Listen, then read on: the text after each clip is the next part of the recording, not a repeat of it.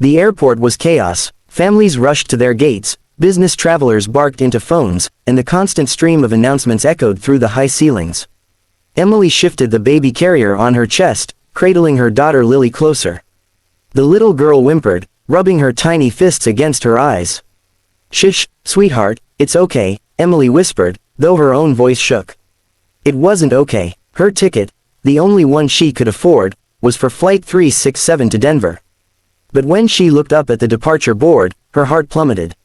The word "cancelled" glowed in red beside her flight number, as though mocking her.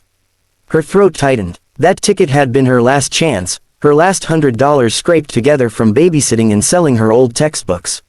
She had been desperate to get to Denver, where her sister promised her and Lily a safe place to stay. Now, that fragile hope had been ripped away by a line of glowing letters on a screen. Emily shuffled to an empty bench and sank down, clutching Lily as though the baby were her anchor in a storm. Around her, people hurried past without a second glance. She felt invisible, just another lost soul in a place built for people who had somewhere to go. She blinked back tears. At 19, she had thought she could handle anything. She had worked double shifts while pregnant, smiled through gossip, and endured the crushing loneliness of raising a baby alone after her boyfriend vanished. But sitting here, stranded and broke, with her daughter crying against her chest, she felt like a failure. "Excuse me." The deep voice startled her. Emily looked up and nearly forgot how to breathe. A man stood in front of her, not just any man, but the kind you'd expect to see on the cover of a magazine. Tall, broad-shouldered, and impeccably dressed in a tailored navy suit, he carried only a sleek leather briefcase. His dark hair was neatly styled, his jawline sharp, and his eyes, cool gray with a surprising hint of warmth, were fixed on her. "You look lost," he said. Emily stiffened. "I'm fine." His gaze flicked to the glowing departure board, then back to her. "For a flight that doesn't exist anymore." Heat rushed to her cheeks. She clutched Lily closer. "It's none of your business." A faint smile tugged at his lips, though his voice remained calm. "True, but I don't like walking past someone who clearly needs help when I can do something about it." Emily studied him, suspicious. Men didn't offer help without wanting something in return. She had learned that the hard way. "Who are you?" "Daniel Hayes," he said, extending a hand as if they were meeting at a boardroom. The name sparked recognition. Her brow furrowed. Hayes, she had seen it on billboards, tech articles, even headlines about some massive merger. Then it hit her. Hayes Industries. A multi-billion-dollar company. He wasn't just wealthy, he was one of the youngest CEOs in the country. "You're that CEO," she whispered. "Guilty," he said lightly. "And you are, Emily." "Well, Emily, where were you headed before fate got in the way?" She hesitated, then admitted, "Denver. My sister lives there." "Perfect," Daniel said smoothly, as though the problem had solved itself. "I'm flying there tonight. Come with me." Emily blinked, certain she misheard. I can't. That's insane. I don't even know you." "You don't need to know me," he replied gently. "You just need to know that my jet leaves in 2 hours, and you and your daughter will have a safe, comfortable seat on it." Her chest tightened. "Why would you do that for a stranger?" His expression shifted, softening when his eyes landed on Lily, who was dozing against Emily's chest. "Because I know what it feels like to be young and alone. And I know how much one act of kindness can change everything." Emily stared at him, torn between mistrust and hope. Could she risk trusting him? Could she risk not trusting him? Lily deserved better than a hard bench in a noisy terminal. Daniel extended his hand again. Not as a CEO, not as a stranger, but as someone offering a lifeline. "Let me help, Emily." Her heart pounded. After a long silence, she whispered, "Okay. 2 hours later, Emily stood on the tarmac, blinking against the wind as a sleek private jet gleamed under the floodlights. She had never been this close to luxury before. The polished metal reflected the night sky, and a uniformed attendant smiled as they climbed the stairs. Inside, Emily froze. Plush leather seats, mahogany accents, and soft lighting surrounded her. It looked more like a luxury apartment than an airplane. Lily squealed in delight, reaching for the wide windows. "Welcome aboard," Daniel said, gesturing for her to sit. Emily lowered herself into a seat that felt more comfortable than any bed she had slept on in months. She carefully settled Lily beside her, tucking a blanket around the baby. A steward appeared, offering water and warm towels. Emily shook her head, overwhelmed. She wasn't used to being cared for. As the jet lifted smoothly into the sky, Emily clutched the armrest, nerves jangling. Daniel, sitting across from her, noticed. First time on a private jet. She let out a shaky laugh. First time on any jet. His brows lifted. You've never flown. Couldn't afford it, she admitted quietly. Something unreadable passed through his eyes. He leaned back, studying her. You're stronger than you look, you know. Emily blinked. You don't even know me. I know enough, Daniel said softly. You're a young woman traveling alone with a baby, willing to face the unknown just to give her a better life. That takes strength. The words hit her harder than she expected. People usually called her reckless, naive, foolish. No one called her strong. She bit her lip, suddenly emotional. Lily stirred, and Emily lifted her daughter into her arms. Daniel watched, his features softening as the baby reached out a tiny hand toward him. May I? He asked gently. Emily hesitated, then nodded. She passed Lily across, her heart thudding. Daniel cradled the baby with surprising ease, his large hands steady and gentle. Lily giggled, tugging at his tie. For the first time that day, Emily smiled. You're good with her, she murmured. I had a younger sister, he said quietly, almost wistfully. I practically raised her when my parents were too busy. She passed away a few years ago. Emily's chest tightened. I'm so sorry. He nodded, his jaw tightening, though his eyes never left Lily's face. It taught me what really matters. Family. People you can count on. Emily studied him, realizing there was more to Daniel Hayes than the headlines about ruthless negotiations and billion-dollar deals. Beneath the polished suit and power, he carried grief, compassion, humanity. As the jet soared above the clouds, the tension between them shifted into something fragile but warm.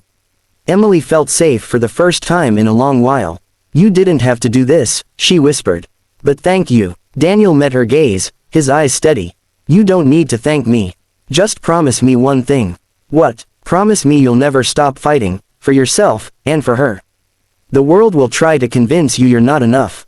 Don't believe it. Her throat tightened. She nodded, unable to speak. Lily drifted back to sleep in Daniel's arms, and for a moment, the three of them sat in silence, wrapped in the quiet hum of the jet. For Emily, the future was still uncertain. But as the miles between her old life and Denver stretched wider, she felt something she hadn't in months. Hope. And though she would never have believed it that morning, it came in the form of a stranger in a navy suit who refused to let her face the storm alone. The airport was a blur of movement, heels clicking against tile, suitcases rattling, voices rising over the intercom. Emily tightened the baby carrier on her chest, rocking her 1-year-old daughter Lily.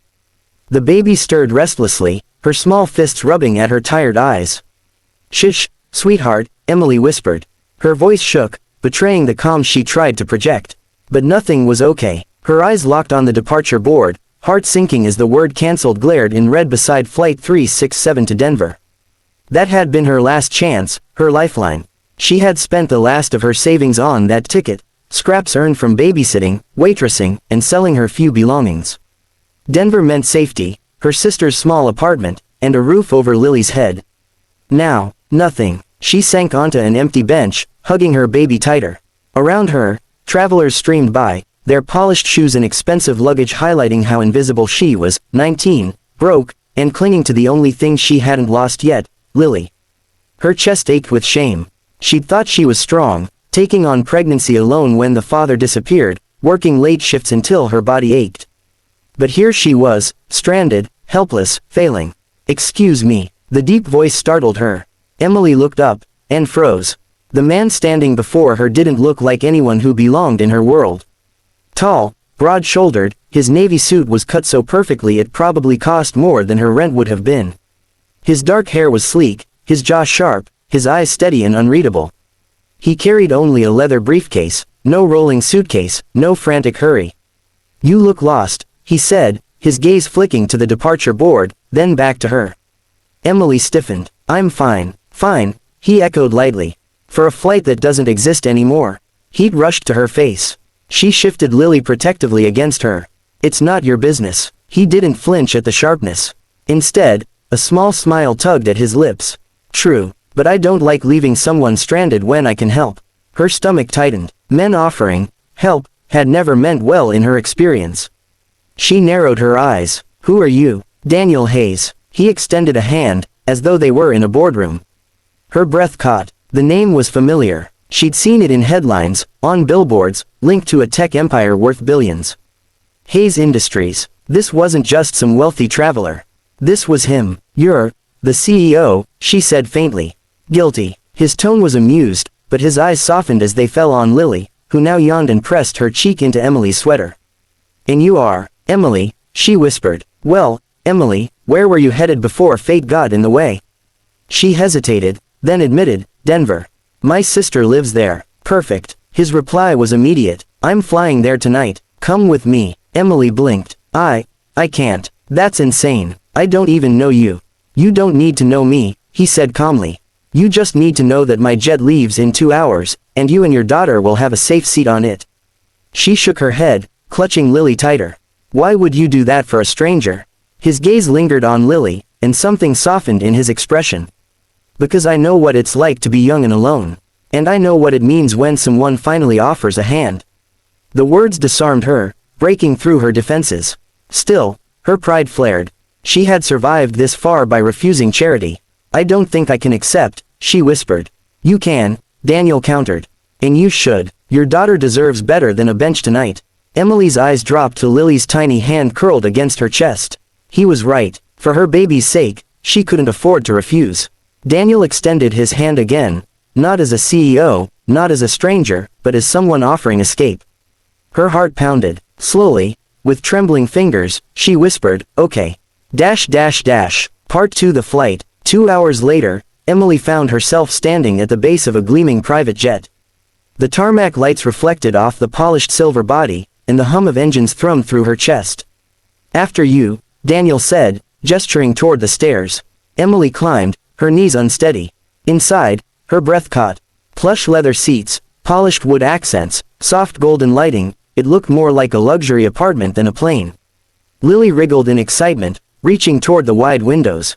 A steward welcomed them with a gentle smile, offering water and warm towels. Emily shook her head, overwhelmed. She wasn't used to being looked after. Daniel slid into a seat across from her as the jet lifted smoothly into the air. Emily gripped the armrest, nerves jangling. "First time?" Daniel asked. "On a jet," she managed a shaky laugh. "First time on any plane." He studied her. "You've never flown before." "Couldn't afford it," she admitted. Something shifted in his gaze, a flicker of understanding. He leaned back, still watching her. "You're stronger than you think, you know." Emily frowned. "You don't know me." "I know enough," Daniel said quietly. "You're a young woman, traveling alone with a baby, chasing a better life when the odds are stacked against you. That's strength." His words struck deep. Most people called her reckless, naive, irresponsible. No one had ever called her strong. She looked away quickly, blinking back sudden tears. Lily stirred, and Emily lifted her daughter into her arms. Daniel watched, his expression softening. "May I?" he asked gently. Emily hesitated, then nodded. She passed Lily over, heart thudding. Daniel cradled the baby with surprising ease, large hands steady and gentle. Lily giggled, tugging at his tie. Emily couldn't help smiling for the first time that day. "You're good with her," she murmured. "I had a younger sister," Daniel said, his voice low. "I practically raised her. She passed away a few years ago." Emily's chest tightened. "I'm sorry." He nodded, jaw tight. "It taught me what matters most. Family. The people you can't afford to lose." Emily studied him, seeing not just the billionaire CEO from the headlines but a man who carried his own scars. Beneath the polished exterior, he was human, lonely, compassionate, and far more complex than she expected. As the jet soared above the clouds, silence settled between them, not awkward, but fragile, warm. "You didn't have to do this," Emily whispered. "But thank you." Daniel met her eyes, his gaze steady. "Don't thank me. Just promise me one thing." "What?" "Promise me you'll never stop fighting, for yourself, and for her. The world will try to convince you you're not enough.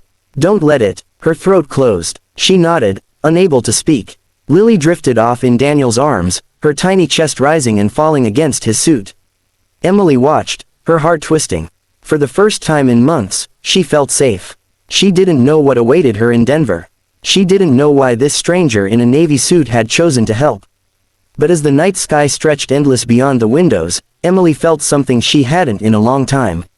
Hope. And though she would never have believed it that morning, It had arrived in the form of a man who refused to let her weather the storm alone.